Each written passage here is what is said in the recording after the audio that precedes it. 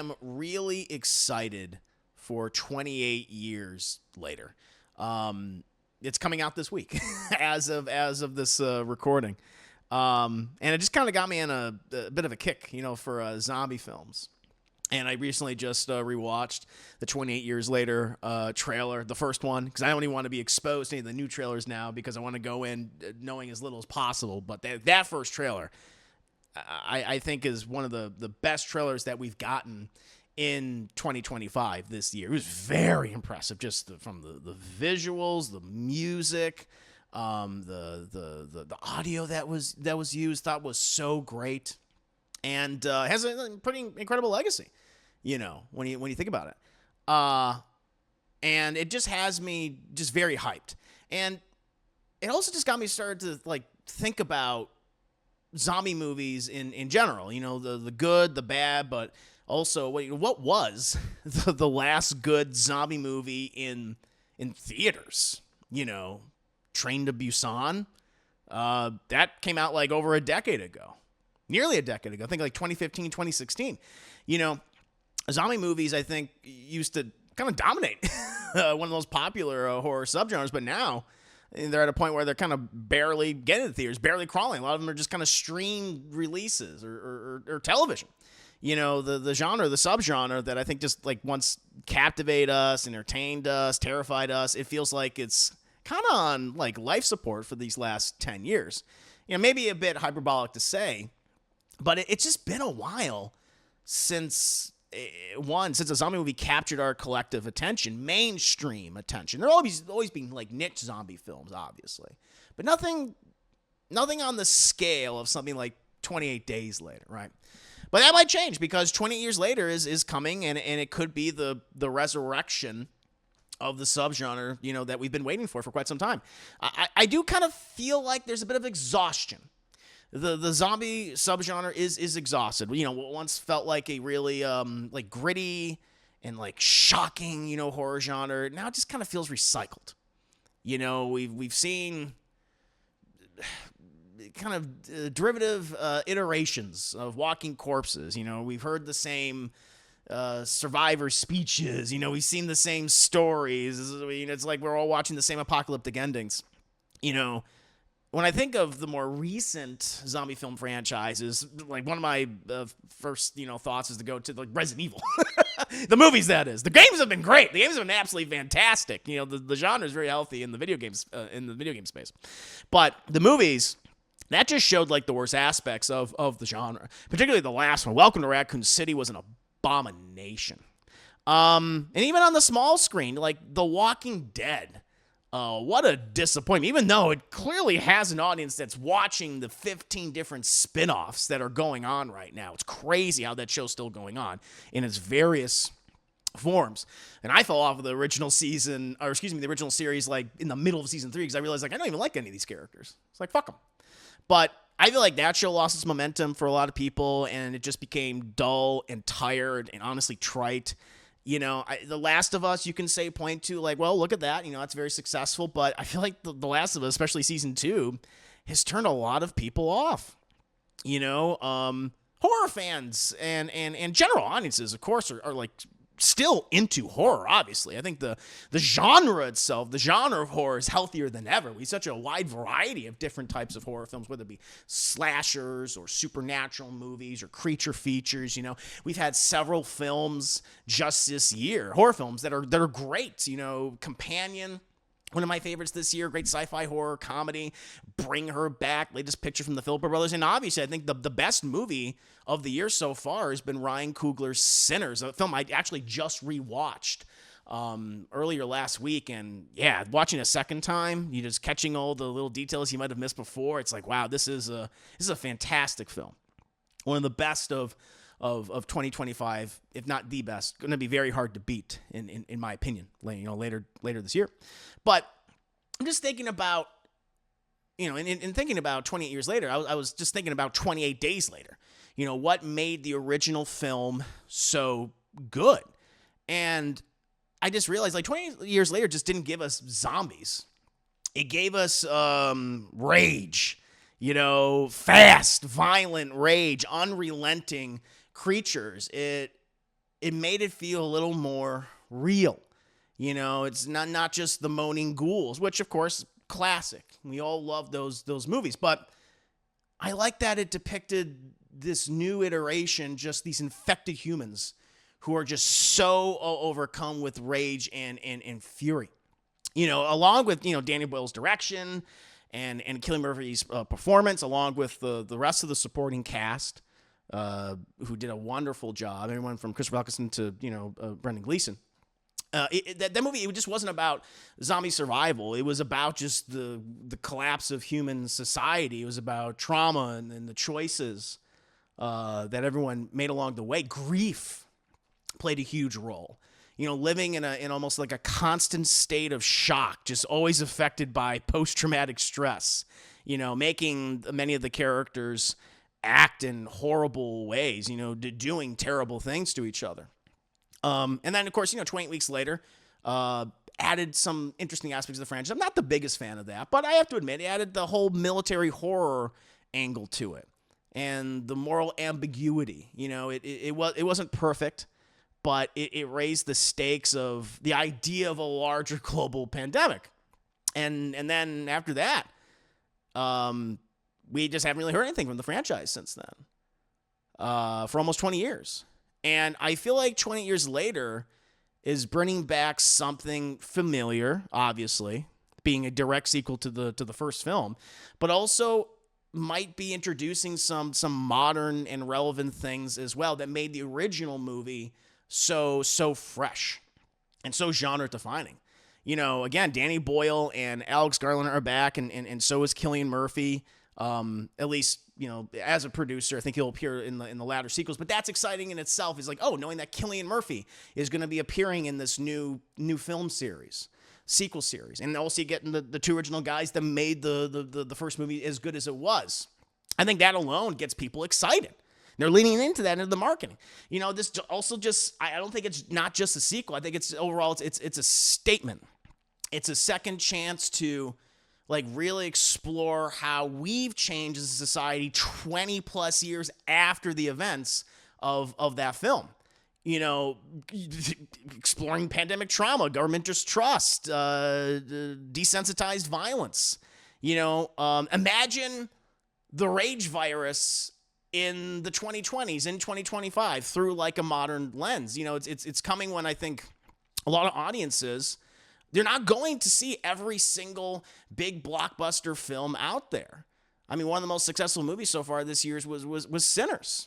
And it wasn't just because it was a horror film that happened to star vampires. It's because it looked great. You know, it was from a trusted creator. It had amazing actors in it. But also told like a really great story and characters you can invest yourself in. Something bad happened to them, then you felt it, you know. And I feel like that's the same thing with this. I think this movie is going to provide a sense of realism, emotion, and a cool sociopolitical commentary, not just gore.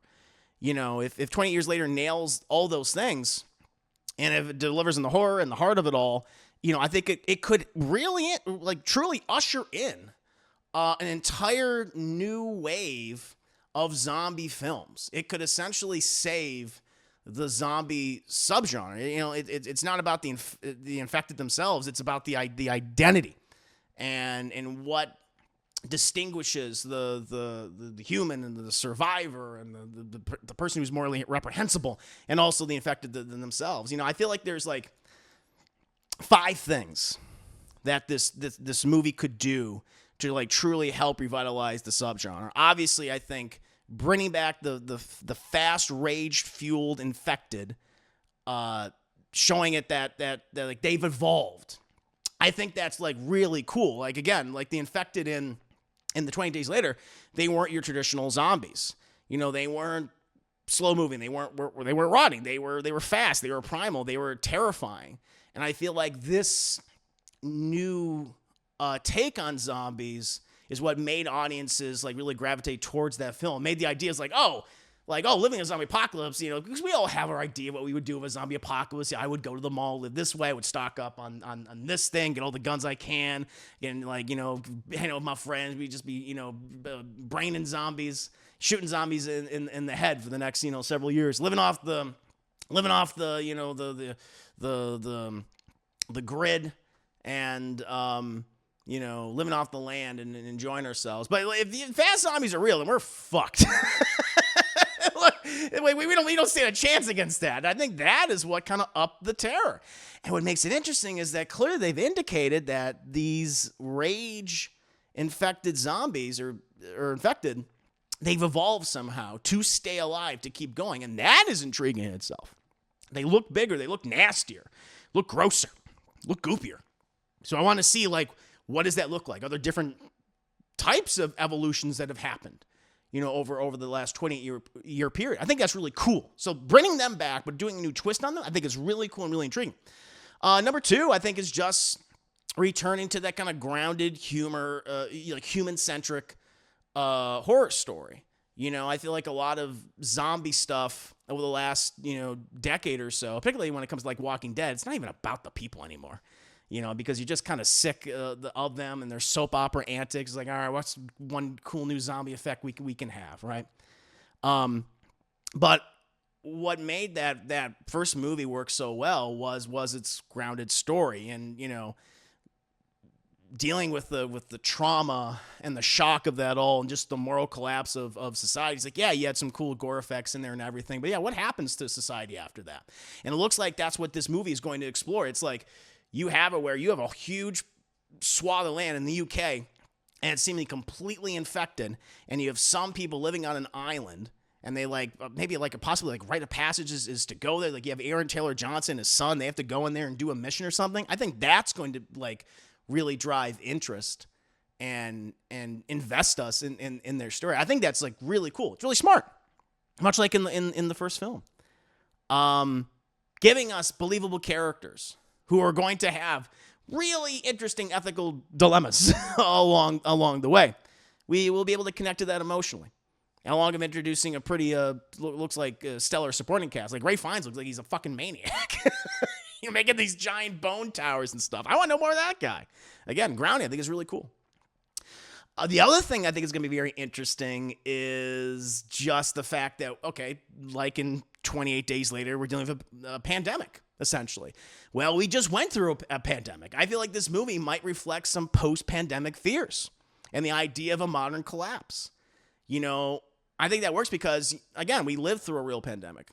Audiences they enjoy horror that is timely and not just fictional.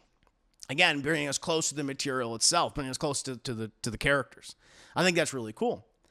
And as I said earlier, I think one of the other big things that's driving a lot of interest in the movie itself is just the talent that's involved and the high production values too. We get, again, Danny Boyle's coming back, Alice Garland's coming back. They are leaning into that. These are the guys these Oscar winners, Oscar-nominated guys, who brought you that first revolutionary zombie flick. They're back and doing it again, want to do it again. Again, Cillian Murphy's returning. We don't know to what extent in the first film. We know he's going to have apparently a much larger role in the sequels, but still as a producer, so he's going to be actively involved. Also having just won an Academy Award, just a year and a half ago for Oppenheimer, one of the highest grossing movies of 2023, part of the whole Barbenheimer phenomenon as well. I mean, people know Cillian Murphy now. I mean, he's been around really, you gotta remember, 20 Days Later, I think, was what introduced him to so many audiences. And then he's had 20 years of appearing in all sorts of films, whether they be small movie genre films or big blockbusters. He's the Scarecrow to a lot of people. And he's also, Bobby Oppenheimer. I think that's cool. That gets people excited and invested as well. I like that.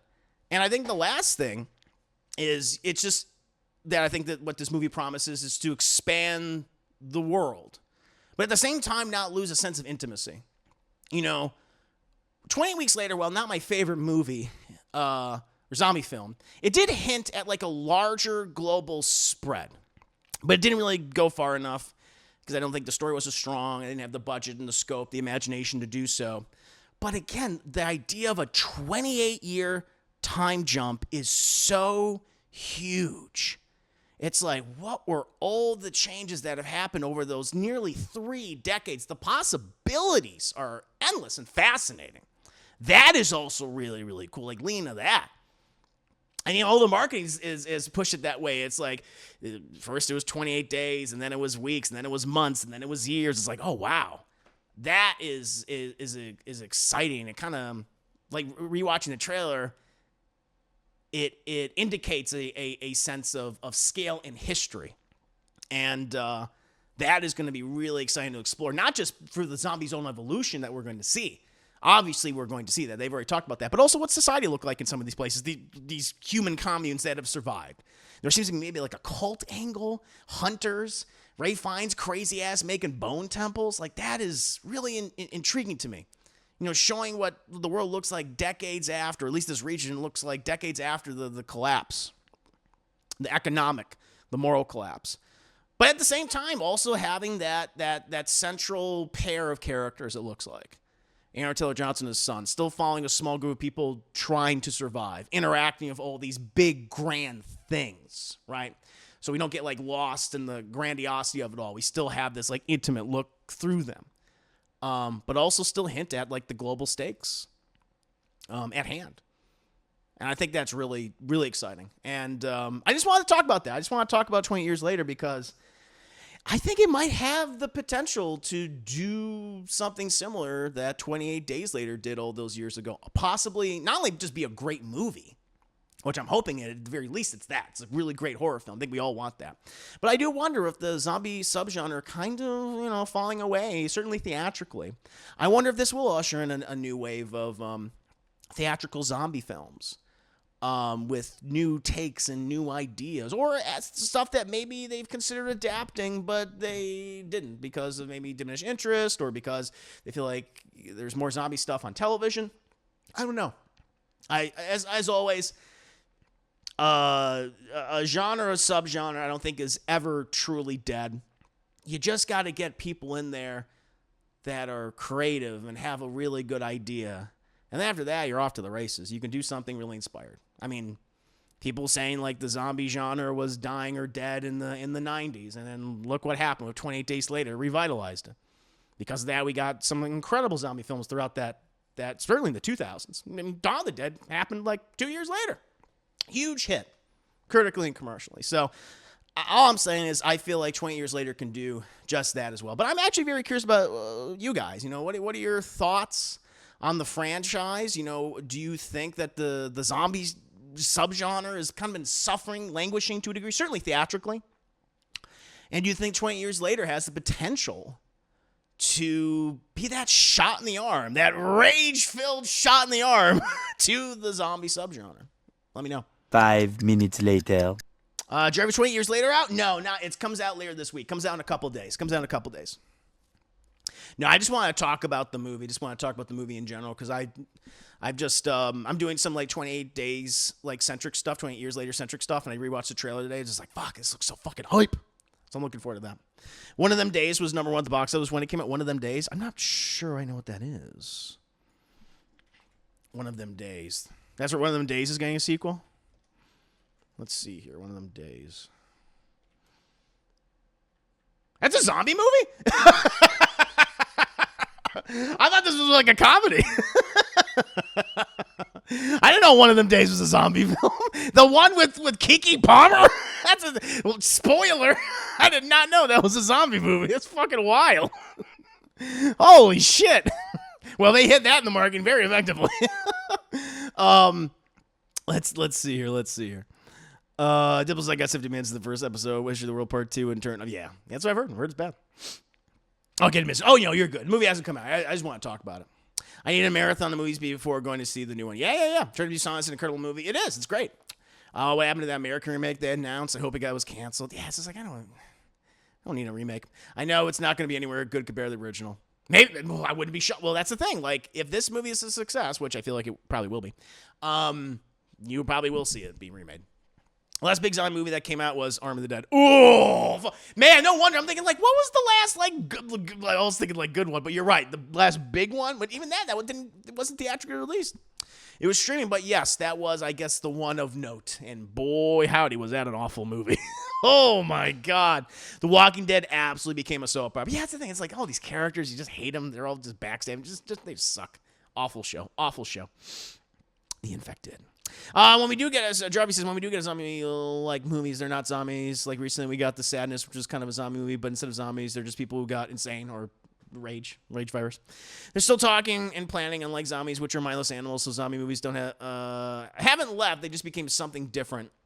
Same idea, different execution. Plus, the game Dave's Gone, the monster weren't exactly zombies, just affected people. Sure. Deadpool says I miss the good old days when zombies were created by voodoo witch doctors. Yeah, let's get some voodoo zombie movies. Let's bring that back. That zombie scared the shit out of me the first. Yeah, it was so original. It was like, oh shit, it ruins your whole zombie apocalypse plan completely. I was like, it's not gonna work if they're fast. You're fucked. Days was an outbreak in process. Weeks was a post-apocalypse, while years is a post-apocalypse. Yeah. Deadpool in 28 years, we see the Islanders, but we also see some soldiers decked out tactically, hinting at some kind of government remnants. Yeah. It's only his second sequel, but Boyle made a good sequel to one of his own movies the first time, Trainspotting. No reason he can't do it again. Yeah. I can't remember anything about 20 Weeks Later except the masturbatory talk. Oh, no, I don't remember that. By the way, did you see the interview where he talked about how Sunshine was meant to be a trilogy? No. I have not. 20 years makes money. Studios will start cranking out zombie films to ride its coattails. Exactly. No, it's a comedy. That's from the end of our... Oh, the comedy. Oh, the one of them days. Okay, I was confused. Like, that's a fucking zombie film? I saw it in the theater. There were no zombies. I don't know, man. I'm like, all right. Well, that was interesting. Ace of Card, thank you for resubscribing. Appreciate that. Very kind. Driver, you like going back to The Sadness. Director was also told to make a zombie movie, and he said, what if I do something new and different and made rage-filled, horny, affected people? It's a great, messed up movie. Yeah, Isaac recommended it before. Serpent and the Rainbow, maybe the last movie that had zombies in voodoo. Yeah, I like Serpent and the Rainbow by Wes Craven. It's a fun film. I'm not dead. And then Bill Pullman gets his fucking nutsack nailed to a chair. That looked painful. I was like, holy fuck. The last biggest theatrical zombie movie was The Dead Don't Die, which I hated, by the way. Yeah, I know you're talking about Dead Don't Die. That's that Jim Jarmusch movie. That is, not a mainstream film, not for everybody. Yeah, Bill Murray. It has like an incredible cast, as most of Jim Jarmusch movies do. Bill Murray, Adam Driver, Tilda Swinton, Danny Glover. It's like, whoa, but yeah, it is an odd film. It's an odd film. It has some interesting things in it, but yeah. That made me angry watching. That was like, you don't understand. I hate it. Yeah, we'll go. I want to do 2 Sunshine sequels following different space crews and different planets. Wow, that's interesting. I gotta rewatch Sunshine. It's been so long. Yeah, watch it on Netflix. It wasn't into it. Actually, going the 20 years later, trailer music is being used to make other movies look even more terrible. Last was because yeah, of course, it's a fucking it. Let's rewatch. You know what? Let's end this little section by rewatching the trailer for 28 years later, which got me all hyped today. Yeah, and that piece of the audio that they use, as what Isaac said, it's been used in a bunch of other like fan trailers now. Looks pretty cool. Looks pretty slick. The Teletubbies started it all. People I know who haven't seen either of the first two were hooked. Yeah, it's like even by itself, it's a really good trailer. You know, and I bet you can like probably go into this having not seen the first film. I'm sure like they have that like beginning intro with the mother and all those kids and tell them to watch the Teletubbies and stuff. So I think we're gonna see something that takes place like in the early 2000s. And like it looks like we also see the church from the first one. It looks like the infected coming in, the priest like screaming. I feel like that might be the same church from the first one. And then we're gonna then probably go to like, all right, you know what this is now, you get it. Now 20 years later, it's like okay, so it's gonna appeal to both longtime fans who'll be like, oh okay, cool, and then also new people are like, I've never seen this before, this is crazy, and they'll go watch the original movie too, which I think is very exciting. It's very smart. I'm hoping it's great. It's just the marketing campaign for this has been very, very impressive.